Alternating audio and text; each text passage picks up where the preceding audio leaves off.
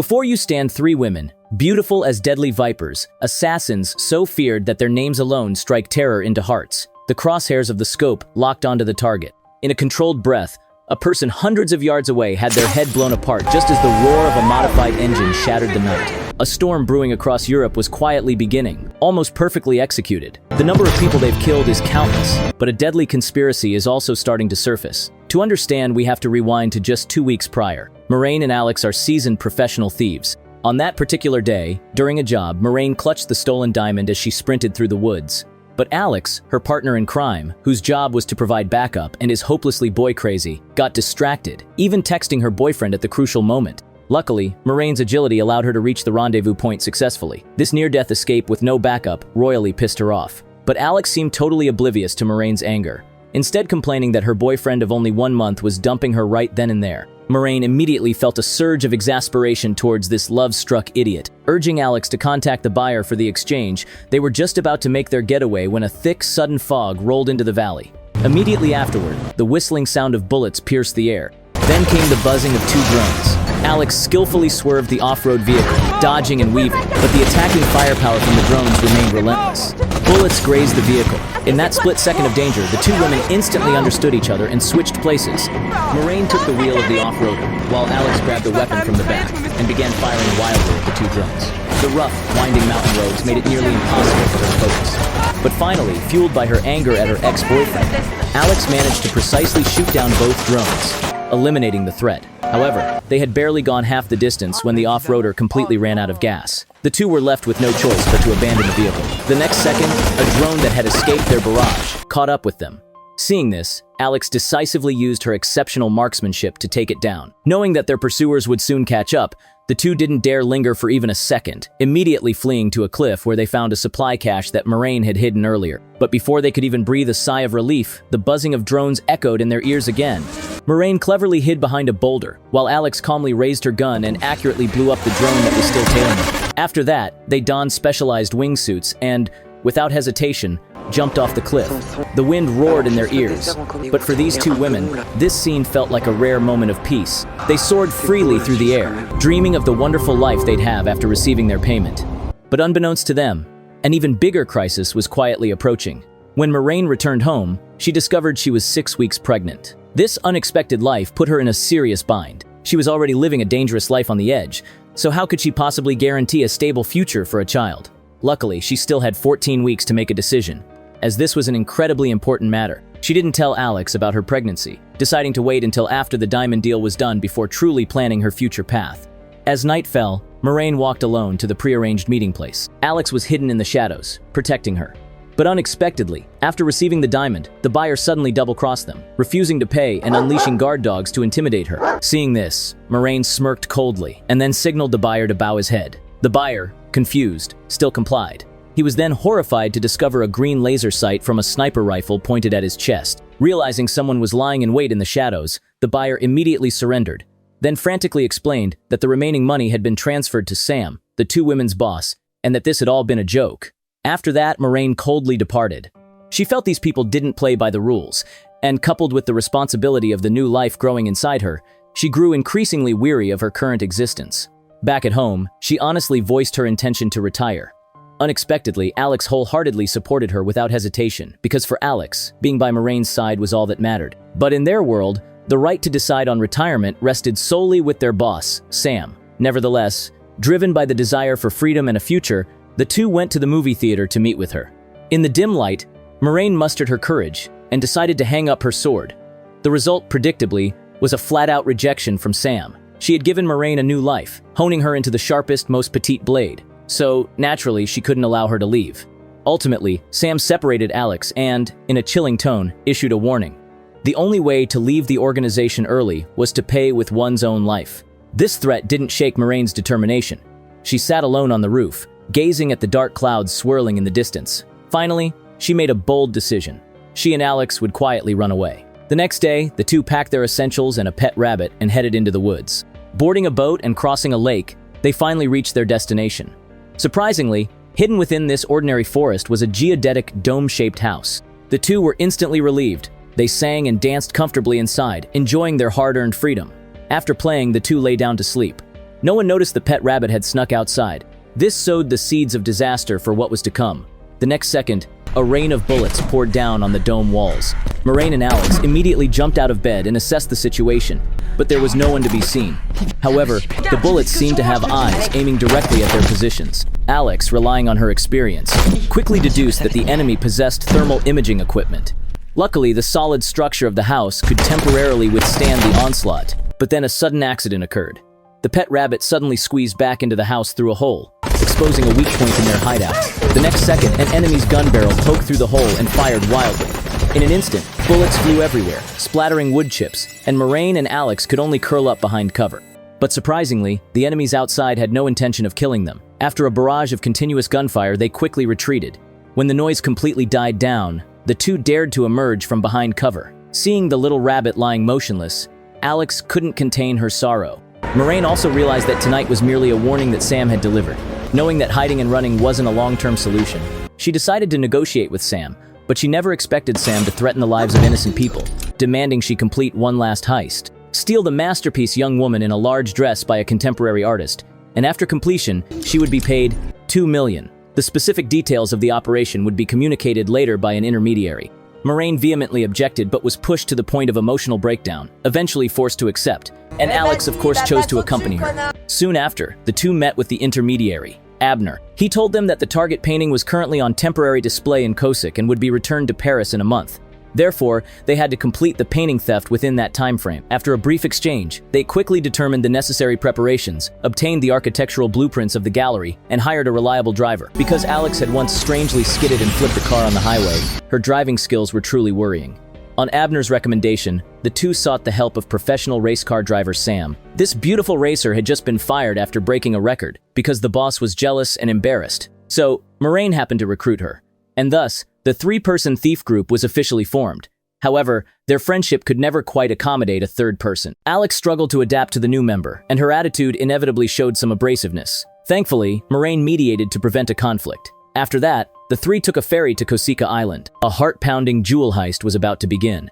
After successfully arriving on the island, the three immediately went to the lavish villa Abner had prepared. If they weren't burdened with the theft mission, this trip could almost be considered a vacation. After a brief period of rest, the three headed non-stop to the arms dealer's base, preparing to select some firearms and ammunition. But Alex wasn't interested in weapons at all. Her attention was entirely focused on the handsome guy. She even used the excuse of buying equipment to flirt with him. Fortunately, Moraine intervened in time to complete the shopping mission smoothly. The next day, the three went to an empty training ground. Moraine personally instructed Sam on how to use weapons.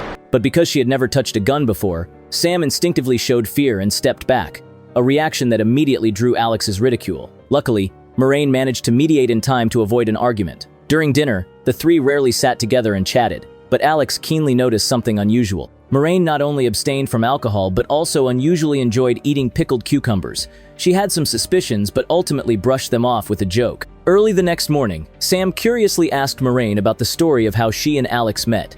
Moraine recalled that she was carrying out a theft mission when she accidentally encountered Alex running away from home. At that time, she immediately recognized that the girl in front of her was trustworthy. Thus, the two became companions, fighting side by side in dangerous missions, and their relationship grew deeper. Just as she finished speaking, Alex hurriedly stepped forward, then ordered Sam to follow her in a stern tone.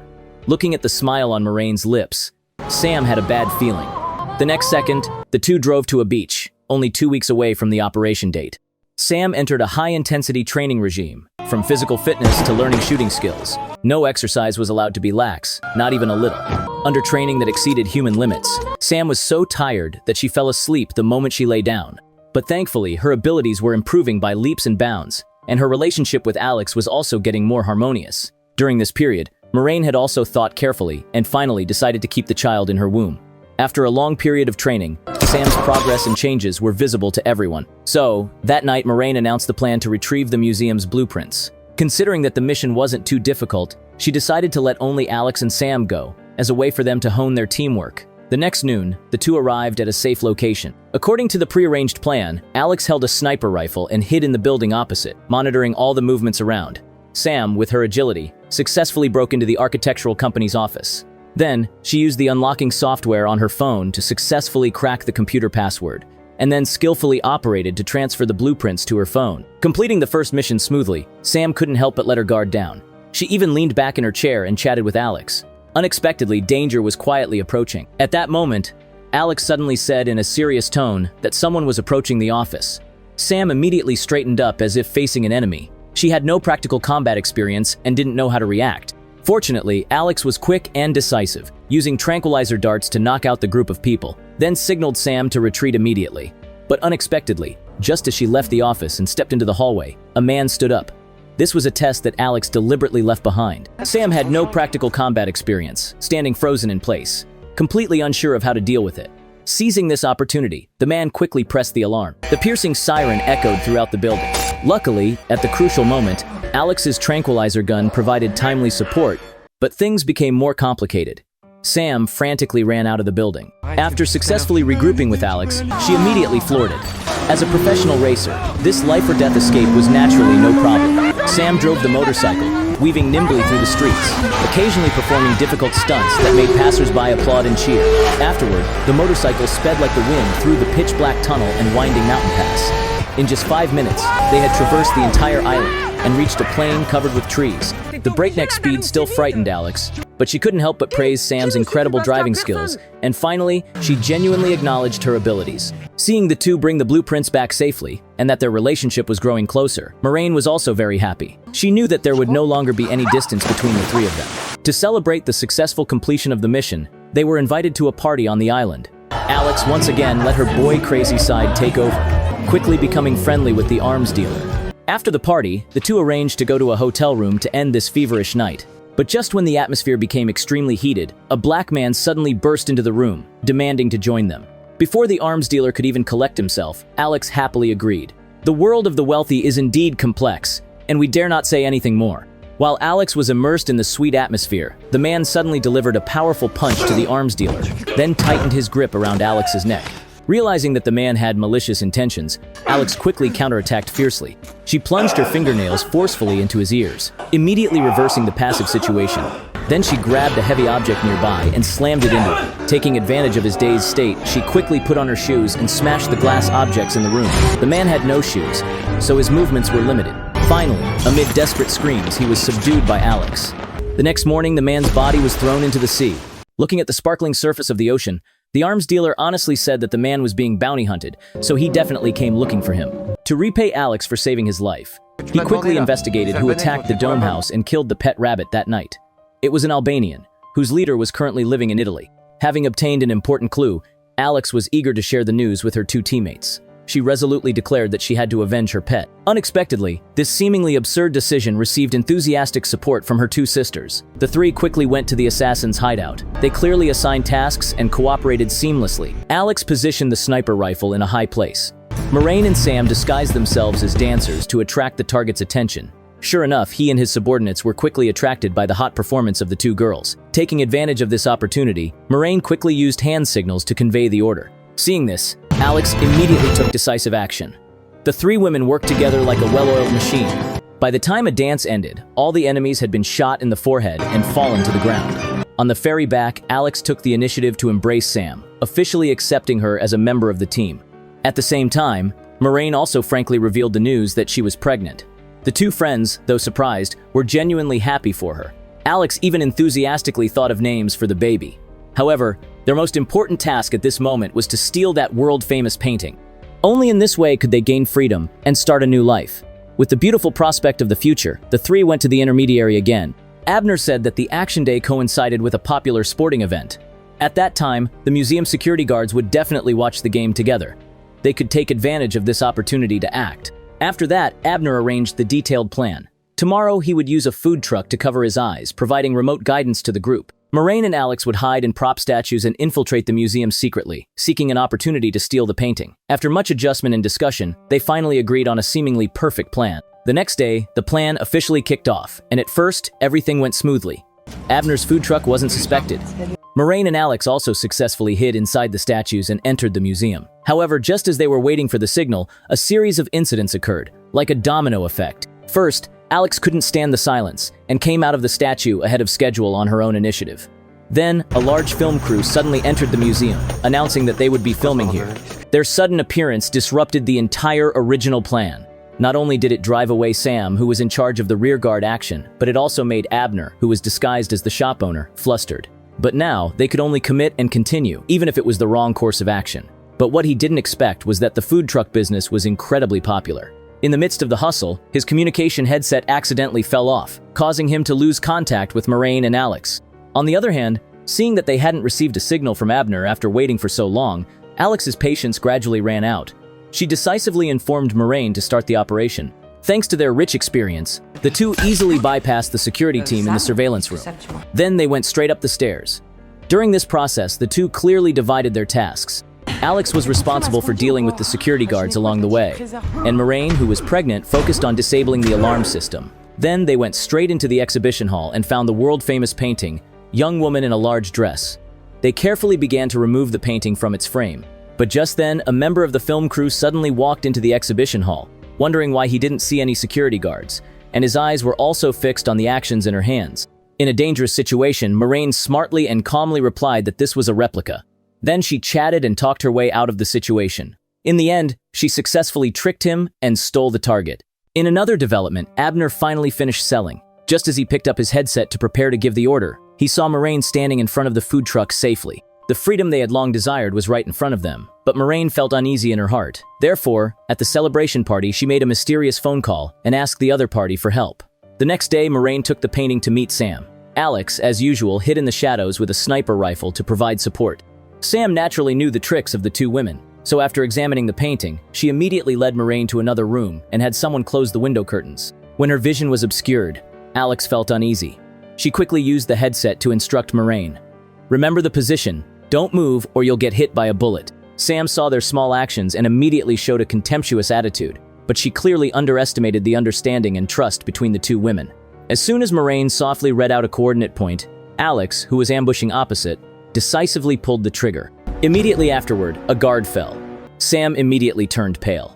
She looked at Moraine in horror, begging her to spare her life. However, the next second, a gunshot rang out from the 12 o'clock direction. The people Sam had arranged to wait downstairs surged in. Moraine quickly grabbed a pistol. Alex also immediately moved her position nimbly, accurately sniping the people who were breaking down the door. But there were too many enemies. The sound of police sirens could also be heard from afar. Moraine knew that it was impossible to retreat safely. She came here today only to completely solve the problem, helping Alex get true freedom. At the same time, she was already too tired of this life and didn't want her child to be born into a dangerous world. So, ignoring Alex's urgent pleas to jump out the window and escape, she quietly waited for the Special Forces team to break down the door. Alex, with tears in her eyes but helpless, could only watch as Moraine was shot and fell.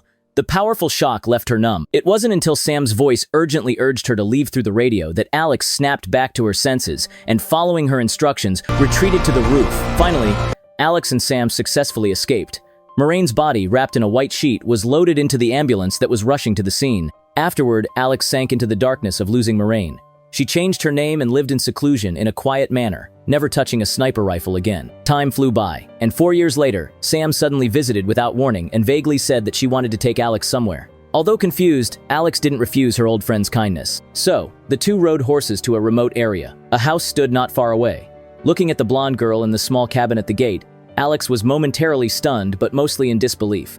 It wasn't until she saw the expectant look in Sam's eyes that she teared up and walked forward, intently watching the girl playing. Soon after, a wave of warmth spread from behind her, and Moraine, whom she had longed for day and night, embraced her. Looking at that familiar face, Alex's tears immediately burst forth. It turned out that during the heart-pounding confrontation years ago, Moraine hadn't died on the spot. She had bribed the Special Forces police through Abner, staging a carefully calculated fake death. Afterward, she changed her name and hid for 4 years.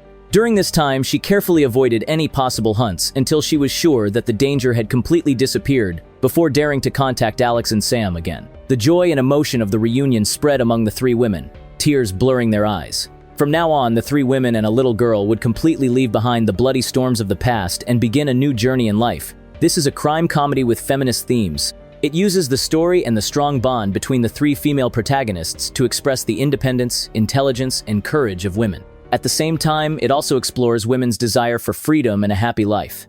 In addition, the film combines French humor and romance, and the visual effects are also excellent. Although the action scenes aren't as intense as those in traditional crime movies, The director uses clever design and filming techniques to make the action scenes tense and exciting. That's the end of today's story. Thank you for watching. What did you think of this movie?